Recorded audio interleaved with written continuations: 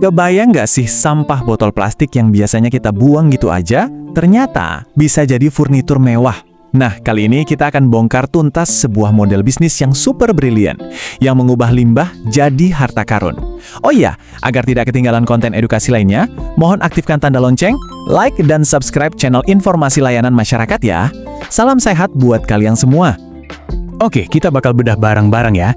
Kita mulai dari ngeruntuhin anggapan umum dulu, terus kita selami sains di baliknya, lihat filosofi desainnya, dan yang paling penting, kita ungkap strategi pasar super genius yang bikin bisnis ini berhasil. Oke, kita mulai dari sini deh. Kebanyakan dari kita, kalau lihat produk kayak gini, pasti langsung mikir, oh ini paling cuma kerajinan tangan biasa. Kedengarannya emang kayak proyek iseng-iseng buat ngisi waktu luang di akhir pekan kan? Tapi gimana kalau saya bilang ini tuh sebenarnya peluang bisnis yang serius banget yang dibangun di atas ilmu rekayasa teknik dan strategi pemasaran yang cerdas. Yap, misi kita hari ini adalah mengupas tuntas gimana caranya EcoSofa ini bisa menyulap sesuatu yang jadi beban lingkungan, yaitu sampah plastik, menjadi sebuah aset yang berfungsi dan tentunya laku dijual. Nah, ini dia nih kuncinya. Bikin EcoSofa yang awet dan aman itu bukan cuma soal masukin plastik ke botol. Ternyata ada ilmunya, ada resep rahasianya. Pertama, ada standar kepadatan yang sama sekali nggak bisa ditawar. Harus 0,33 gram per mililiter. Kenapa? Kalau kurang dari itu, sofanya bakal langsung tenyok atau bahkan amblas pas kita duduki.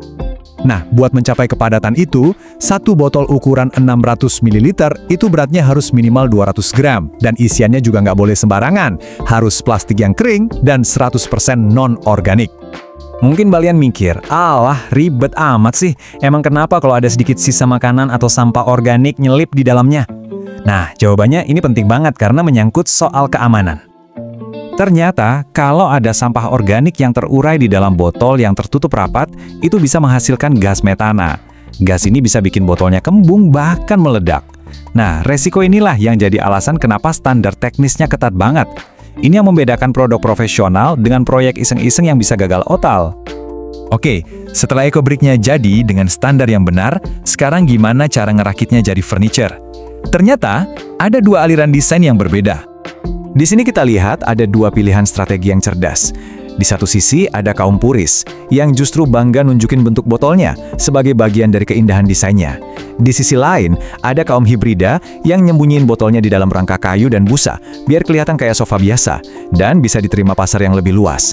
Oh iya, detail soal pakai silikon bukan lem tembak, itu salah satu pro tip yang membedakan kualitasnya loh. Kalau lihat desain-desain tadi, kita pasti langsung nebak, target pasarnya pasti kafe-kafe atau rumah-rumah yang peduli lingkungan kan? Ternyata salah besar. Jawaban dari pertanyaan ini, jujur, adalah bagian yang paling mengejutkan dan paling cerdas dari keseluruhan model bisnis ini. Siap? Iya, bener banget.